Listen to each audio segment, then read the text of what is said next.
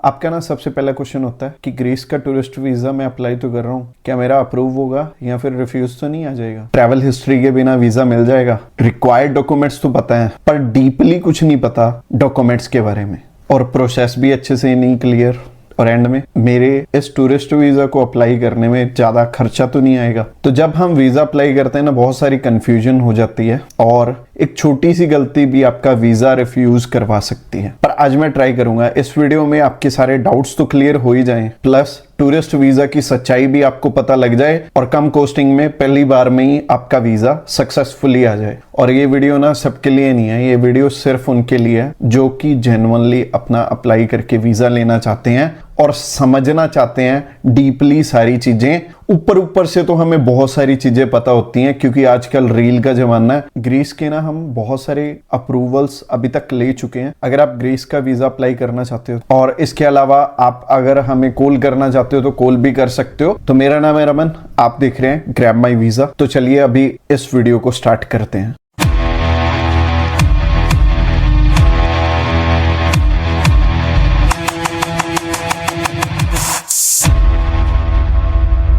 सबसे पहला और सबसे बड़ा सवाल कि जब भी हम टूरिस्ट वीजा अप्लाई करेंगे हमारी रिफ्यूजल आएगी या अप्रूवल आएगी। और आज ना आप अपनी प्रोफाइल को खुद जज कर पाओगे। एम्बेसी आपकी प्रोफाइल पे वीजा देगी या रिफ्यूजल देगी, आपको खुद पता लग जाएगा। एम्बेसी जब भी हमें वीजा देती है ना, तो एम्बेसी दो चीजें देखती है। पहली चीज है कि आपके ना यहाँ पे इंडिया में होम टाइज स्ट्रॉन्ग होने चाहिए। दूसरी चीज है कि आप वेल सेटल हैं यहाँ पे, आप उनकी कंट्री में जाके वहीं पे तो नहीं रुक जाएंगे। तो अगर ये दोनों चीजें आपकी क्लियर हैं तो आपको आपका वीजा लेने से कोई नहीं रोक सकता। और इनके लिए हमें जो डॉक्यूमेंट्स लगाने होते हैं ना, उन पे खास ध्यान देना पड़ता है। अकेला अकेला डॉक्यूमेंट्स हमें ध्यान से लगाना होता है जब भी हमने वीजा अप्लाई करना है। और वो डॉक्यूमेंट्स क्या रहेंगे जो कि हमें यहाँ पे इंडिया में वेल सेटल दिखाते हैं और हमारे होम टाइज स्ट्रॉन्ग दिखाते हैं। तो आगे जब हम रिक्वायरमेंट की बात करेंगे तब आपको ये दोनों जो पॉइंट हैं ये स्ट्रांगली कैसे दिखाने हैं अपनी रिक्वायरमेंट्स में, वो अच्छे से समझ में आ जाएगा। तो एम्बेसी सिर्फ वेल सेटल को ही वीजा क्यों देगी? क्योंकि हमारे इंडिया की ना इकोनॉमी बहुत वीक है। अगर यहाँ से 100 जने बाहर जाते हैं ना, तो उसमें से 80% वहीं पे रुक जाते हैं। तो जेन्युइन जो ट्रेवलर है ना, वो 20% ही है, और 20 से तो वैसे और कम होंगे। और एक और बात जो कि बहुत सिंपल है बट मैं क्लियर करनी चाहूंगा कि एम्बेसी में ना सिर्फ आपके डॉक्यूमेंट्स जाने हैं। वो डॉक्यूमेंट्स अगर स्ट्रॉन्ग है तो आपका वीजा आ जाएगा। अगर वो डॉक्यूमेंट स्ट्रॉन्ग नहीं है तो आपका, बट ऑब्वियस सी बात है कि एम्बेसी वाले रिफ्यूज ही करेंगे। और आज की वीडियो में मैं जो रिक्वायरमेंट बताने वाला हूं ना, वो बिल्कुल ध्यान से समझ लेना क्योंकि इतनी इंफॉर्मेटिव वीडियो आपको इंटरनेट पे नहीं मिलेगी। आज मैं आपको सारे पॉइंट्स बिल्कुल इजी वर्डिंग में समझाने वाला हूं। और मैंने देखा है कि जो यूट्यूब पे ज्यादातर वीडियोस है ना, वो कंफ्यूजन से भरी हैं। आप वीडियो को देखते हो, आपको क्लैरिटी कोई नहीं मिलती है, पर हाँ इतना पता लग जाता है कि ये पर्सन ना बाहर जाने में हेल्प करता है। और आप उन्हें कॉल करते हो तो वो ठीक है हो जाएगा करके आपका अप्लाई कर देते हैं। रिक्वायरमेंट तो समझाई नहीं ढंग से, तो इसीलिए तो वीजे रिफ्यूज होते हैं। तो आज जो इंफॉर्मेशन आपको मिल रही है ना, ये आपको कोई नहीं देने वाला। लोगों का ना बहुत बुरा हाल है। लोग ना 5-5, 6-6, 7-7, कोई तो 10 बार भी रिफ्यूज हुआ होता है। अलग अलग लोगों से रिफ्यूज हुए होते हैं, बट उनके जो रिक्वायर्ड डॉक्यूमेंट की लिस्ट है ना, वो अच्छे से पूरी नहीं होती। और चलो रिफ्यूजल आ गया फिर भी ठीक है। रिफ्यूजल के बाद ये सो कॉल्ड वीजा एडवाइजर पता है क्या बोलते हैं कि आपकी ना ट्रैवल हिस्ट्री स्ट्रॉन्ग नहीं है। अपने 4-5 एशियन कंट्रीज में घुमाओ और अपनी ना ट्रैवल हिस्ट्री स्ट्रॉन्ग कर लो। अगर आप 4-5 कंट्री में घूम के आते हैं ना, तो आपके कम से कम 2 से 2.5-3 लाख रुपए लग जाते हैं। हमारे पास ना ऐसे मल्टीपल एग्जांपल्स हैं कि लोगों ने ना 2-2 साल वेस्ट कर लिए इन्हीं बातों के पीछे, और 2 साल के बाद उनके 3 से 4 लाख रुपए लग गए। प्लस अभी तक भी उन्हें ये नहीं पता कि मेरे को एक्चुअल में रिक्वायरमेंट चाहिए तो चाहिए क्या। और शायद अगर आज की वीडियो आपने ध्यान से नहीं देखी तो आपको असल में रिक्वायरमेंट कभी भी पता नहीं लगेंगी। फिर चाहे आप भी मान लो 1-2 बार रिफ्यूज हो गए हो, उसके बाद आप चाहे ट्रैवल हिस्ट्री में 2 लाख रुपए 3 लाख रुपए लगा देना, आपका फिर भी वीजा नहीं आएगा। क्योंकि ट्रैवल हिस्ट्री जरूरी नहीं है। कोई भी कंट्री नहीं बोलती कि अगर कोई फ्रेश पासपोर्ट है वो बाहर नहीं जा सकता। पर हाँ, बाहर वो जा सकता है जो कि यहाँ पे इंडिया में वेल सेटल है और जिसके टाइज स्ट्रॉन्ग है। बाकी बाकी इस वीडियो की इंफॉर्मेशन अगर आपको अच्छी लग रही है तो इस वीडियो को लाइक कर सकते हो और इस चैनल को सब्सक्राइब भी कर लेना। अप्रूवल आएगी या रिफ्यूजल क्लियर हो गया, ट्रैवल हिस्ट्री चाहिए होती है या नहीं चाहिए होती ये भी आपको क्लियर हो गया। अब बात करते हैं रिक्वायरमेंट्स की। सबसे पहले स्टार्ट करते हैं बेसिक रिक्वायरमेंट। बेसिक रिक्वायरमेंट में आपके पास आपका पासपोर्ट होना चाहिए। पासपोर्ट में कम से कम आपकी 8 से 9 मंथ की वैलिडिटी होनी चाहिए जब आप वीजा अप्लाई कर रहे हो, क्योंकि जिस दिन आपने ट्रैवल करना है ना उस दिन से लेके जब तक आप वापस आओगे तब तक आपके पास 6 महीने की वैलिडिटी होनी चाहिए। तो अगर आपका पासपोर्ट वैलिड नहीं है तो आप सबसे पहले उसे रिन्यू करवाओ। दूसरा बेसिक डॉक्यूमेंट है, आपको पासपोर्ट साइज फोटोग्राफ चाहिए होती है 35 बाई 45 की। तो अब बात करते हैं कैसे इंडिया में आपने अपने आप को वेल सेटल दिखाना है और इसके लिए आपको डॉक्यूमेंट्स क्या क्या चाहिए। तो वेल सेटल यहाँ पे वही होगा कि जिसके पास की पैसे हैं, कि अकाउंट में ठीक ठाक बैलेंस है। हाँ, बैंक बैलेंस अगर मान लो आपका थोड़ा लो है, आपके पास 3-3.5 लाख रुपए हैं तो वो चलेगा, पर सिर्फ आप 3-3.5 लाख रुपए में अपना 7 दिन का ट्रिप ही शो कर पाओगे। और अगर मान लो आप 1 या 1.5 या 2 मंथ के लिए जाना चाहते हो तो आपको अकॉर्डिंगली बैंक बैलेंस ज्यादा चाहिए होगा। और अगर आप वाइफ और बच्चे के साथ ट्रेवल करना चाहते हो तो बैंक बैलेंस जो है आपको कम से कम 5 से 6 लाख रुपए दिखाना पड़ेगा फॉर 7 डेज ट्रिप। और अगर ट्रिप ज्यादा है तो आपको ज्यादा बैंक बैलेंस की रिक्वायरमेंट होगी। आप फैमिली के साथ ट्रैवल कर रहे हैं, 6 लाख रुपए पड़े हैं तो आपका शायद फिर भी वीजा ना आए, क्योंकि ये पैसे आ कहां से रहे हैं वो भी शो करना जरूरी है, यानी कि आप काम क्या करते हो। तो अगर आप जॉब करते हो तो आपको एनओसी सैलरी स्लिप्स की जरूरत है, आपके ऑक्यूपेशन के डॉक्यूमेंट ये दोनों बनेंगे। बाकी इसके अलावा अगर आप बिजनेस कर रहे हो, आपके पास एमएसएमई है, आपके पास शॉप एक्ट है या फिर पार्टनरशिप डीड है, और अगर आपकी प्राइवेट लिमिटेड कंपनी है तो वो भी चलेगी। और बिजनेस वालों के लिए जिसका 20 लाख से ऊपर का ईयरली टर्नओवर है उनके लिए जीएसटी भी मैंडेटरी है। पर हाँ, 20 लाख से अगर कम की आपकी मंथली टर्नओवर है तो आपका चल जाएगा बिना जीएसटी के। अब पहली चीज हो गई बैंक बैलेंस। बैंक बैलेंस आपके पास मान लो 5 लाख रुपए है। दूसरी चीज हो गई आप जॉब कर रहे हो, आपको हर मंथ बैंक अकाउंट में सैलरी आ रही है, तो ये चीज क्लियर हो गई कि आपके ऑक्यूपेशन से ही पैसे आ रहे हैं। तो ऐसे पर्सन का वीजा कभी भी नहीं रुकेगा, उसका वीजा आ जाएगा। तीसरी चीज और चाहिए, आपके आईटीआर्स उतने ही होने चाहिए जितनी हमारी हर मंथ इनकम आ रही है। ऐसे नहीं होना चाहिए कि आप 50,000 कमा रहे हैं, आप जो आईटीआर है वो 7 लाख की भर रहे हो, या फिर आप ज्यादा पैसे कमा रहे हो और अपनी आईटीआर कम शो कर रहे हो। ये दोनों ही चीजें रिस्की हो जाएंगी। बाकी ये 3 ही डॉक्यूमेंट्स थे जो आपको यहाँ पे वेल सेटल दिखाते हैं, और ये अच्छे से अगर आपने शो कर दिए तो आपको आपका वीजा लेने से कोई नहीं रोक सकता।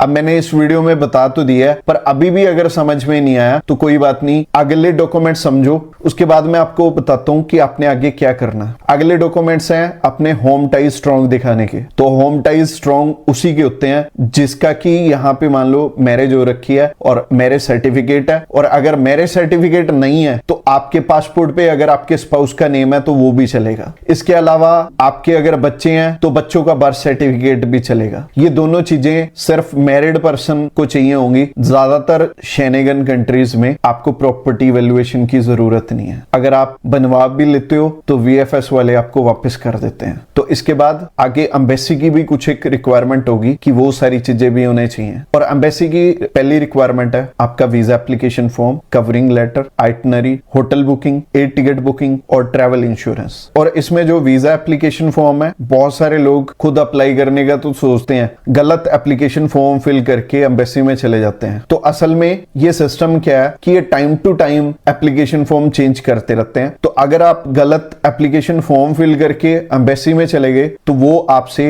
8 से 10,000 रुपए वहीं पे खड़े खड़े ही ले लेंगे और जल्दबाजी में आपको सब कुछ फिल करके देंगे। तो आपको स्ट्रेटेजी बनाने का कोई मौका नहीं मिलेगा। तो इस चीज का ध्यान रखना है कि आपका जो एप्लीकेशन फॉर्म है वो बिल्कुल लेटेस्ट वर्जन का ही होना चाहिए। और जो कवर लेटर है वो भी इंपॉर्टेंट डॉक्यूमेंट होता है, क्योंकि हम एम्बेसी में खुद नहीं जा रहे, हमारे डॉक्यूमेंट से ही जा रहे हैं। तो हमारा जो कवर लेटर है वो बहुत अच्छे से हमारी सारी प्रोफाइल को एक्सप्लेन कर रहा हो। आइटनरी आपको डे टू डे देनी पड़ेगी। बाकी जितने दिन की आपकी आइटनरी है उसी हिसाब से आपकी ट्रैवल इंश्योरेंस, उसी हिसाब से होटल बुकिंग और एयर टिकट भी लगेगी। और जॉब में मैंने जो चीज बताई है वो गवर्नमेंट जॉब वालों को भी चाहिए और प्राइवेट जॉब वालों को भी चाहिए। और मैंने 2 ही ऑक्यूपेशन कवर अप किए, एक तो जॉब, एक बिजनेस। इसके अलावा आपका कोई और ऑक्यूपेशन है, आप फार्मर हैं, आप फ्रीलांसर हैं, या फिर आप कुछ भी काम करते हैं, कि ना तो आप एनओसी दिखा पाएंगे, ना आप अपना बिजनेस दिखा पाएंगे। और इसके अलावा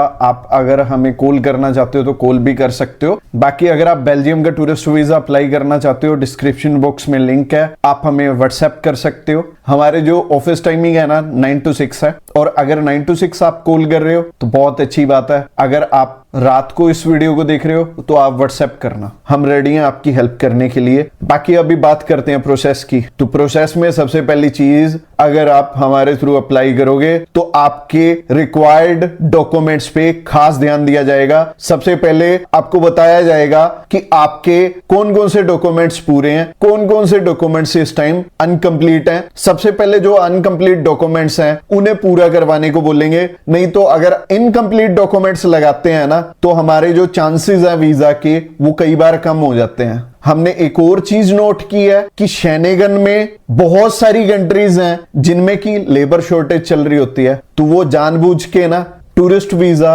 ओपन कर देते हैं अपनी एक जो लेबर शॉर्टेज है उसे पूरा करने के लिए। तो उस टाइम पे ना बहुत सारे लोगों के टूरिस्ट वीजा लगते हैं। 29 कंट्रियां है ना, 29 में से कोई ना कोई कंट्री अच्छी चल रही होती है किसी भी टाइम पर। ये सेकेंडरी चीज हो गई, ये तो तुक्का हो गया। पर मैं फिर भी आपको इंसिस्ट करता हूं कि आप अपने प्लीज रिक्वायरमेंट पूरे कर लेना। मैं और वीजा एडवाइजर्स की तरह नहीं हूं कि आपको अच्छे से आपके डॉक्यूमेंट्स नहीं बताऊंगा। मैं सबसे पहले आपको आपके जो रिक्वायर्ड डॉक्यूमेंट्स हैं वो ध्यान से समझाऊंगा। आपने क्या काम करना है, आपने वो सारे डॉक्यूमेंट्स पूरे जरूर कर लेने।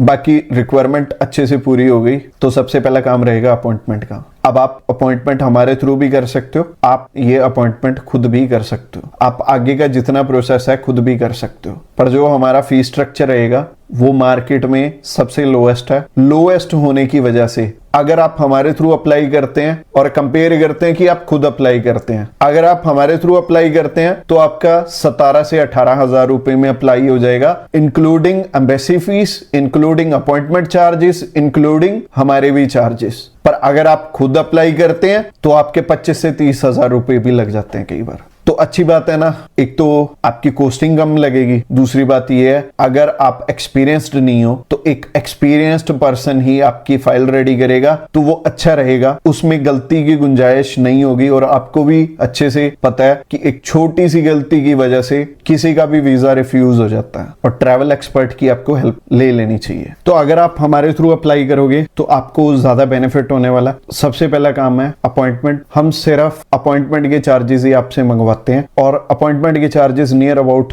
2000 रुपए होते हैं। किसी कंट्री के 200 कम लगते हैं, किसी कंट्री के 200 ज्यादा लगते हैं, तो राउंड फिगर हम 2000 रुपए मान लें। आप जब भी हमारे थ्रू अप्लाई करते हो आप अश्योर्ड रहो, इसीलिए हमने स्टेप बाय स्टेप पेमेंट रखी हुई है। सबसे पहले आपसे VFS चार्जेस मंगवाएंगे और आप 2000, 1800 या 1600 रुपए का तो हमारे ऊपर ट्रस्ट कर सकते हो, और इतने कम कोस्टिंग लेके हम आपकी कहां जाएंगे। तो आपने सबसे पहले अपने अपॉइंटमेंट चार्जेस डालने हैं, अपना पासपोर्ट भेजना है, अपनी अपॉइंटमेंट करवा लेनी है। उसके बाद हमारी टीम को जो जो आपके डॉक्यूमेंट्स चाहिए होंगे वो सारी हमारी टीम आपसे मंगवा लेगी। सबसे पहले आपका air ticket, travel insurance, hotel booking होगा, और उसी तरीके से आपका कवर लेटर में जो जो डेट्स डलेंगी उसी हिसाब से air ticket, travel insurance, hotel booking आपकी पहले प्रिपेयर करनी पड़ेगी। प्रिपेयर करने से पहले आपने हमारी चार्जेस डालने हैं। हमारे चार्जेस ना आपके लिए स्पेशल प्राइस है जो कि 8000 रुपए है विद GST। हमारा प्राइस ना 6777 है सिर्फ आपके लिए, बट हमारा जो ओरिजिनल प्राइस है ना वो 15000 रुपए है। पर आप सभी के लिए, हमारे YouTube सब्सक्राइबर्स के लिए मैंने स्पेशल प्राइस रखा हुआ है। आपको ना ये कोस्टिंग खुद अप्लाई करने से भी कम पड़े, और सिर्फ आपका अप्लाई ना हो, आपको मैं अच्छी सलाह दे पाऊं और अच्छे से आपका सारा प्रोसेस हो पाए। तो हम थे, आपने इस टाइम पे 8000 में से 4000 हमें डालने हैं, और हमने आपके सारे डॉक्यूमेंट्स बना देने हैं। और जब ये डॉक्यूमेंट्स बन जाएंगे 4000 आपने और डालने हैं, और हमने क्या करना है, हमने आपको सारे के सारे डॉक्यूमेंट भेज देने हैं। अब ये 8000 रुपए विद GST है। अगर विदाउट GST देखें तो 6777 है। 6777 में आपको क्या क्या चीजें मिल रही हैं? आपको एयर टिकट मिल रही है जो कि आप अगर खुद भी करोगे ना तो $25 की होगी, नियर अबाउट 2200 रुपए आपके लगेंगे। इसके अलावा ट्रैवल इंश्योरेंस भी तो करोगे। अगर आप ट्रैवल इंश्योरेंस करते हो तो 1500 रुपए की ट्रैवल इंश्योरेंस होती है, वो भी इंक्लूडेड है इसी में। इसके अलावा होटल बुकिंग पेड प्रॉपर्टी होती है, उसमें क्रेडिट कार्ड लगता है, वो भी हम करके देंगे। और अगर हम टोटल करें ना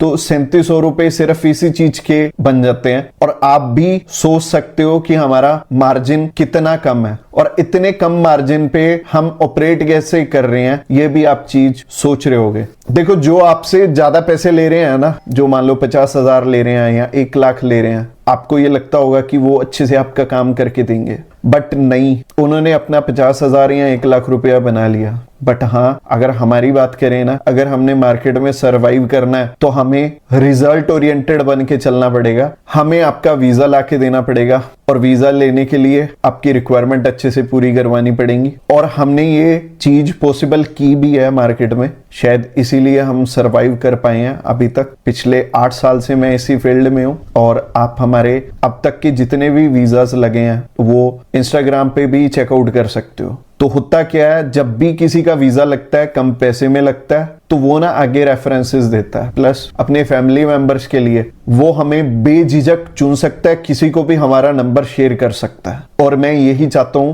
कि आपके साथ हम लाइफ लॉन्ग पार्टनरशिप करें। और आज अगर मान लो आप शेनेगन किसी भी कंट्री में जा रहे हो, कल आपको कनाडा में ट्रैवल करना है और उससे 10 साल बाद आपने यूएसए में ट्रैवल करना है या किसी भी कंट्री में आपने कहीं से भी ट्रैवल करना है, मैं आपकी मदद कर दूंगा। हमारे जो क्लाइंट्स हैं ना, हमसे ऑनलाइन सर्विसेज लेते हैं और हमारे जो क्लाइंट हैं ना सिर्फ इंडिया से हैं, बल्कि बहुत सारे इंडियंस जो दुबई में रहते हैं, कुवैत में रहते हैं, कतर में रहते हैं, वो भी हमारे क्लाइंट्स हैं। तो अच्छा रहेगा अगर आप जो टूरिस्ट वीजा है ये अप्लाई करने से पहले हमें एक बारी कॉल कर लो। और आई होप कि आपके सारे क्वेश्चन के आंसर मैं दे पाया हूं। और इस वीडियो को लाइक जरूर कर देना अगर ये वीडियो की इंफॉर्मेशन अच्छी लगी है। इस चैनल को सब्सक्राइब कर लेना और अगर आपका कोई करीबी बाहर जाना चाहता है तो उसके साथ ये वीडियो शेयर भी कर देना, उसकी भी हेल्प होनी चाहिए। इसके अलावा मैंने पहले भी जिक्र किया था, grab my visa x channel है, उसका लिंक आपको दिख रहा होगा।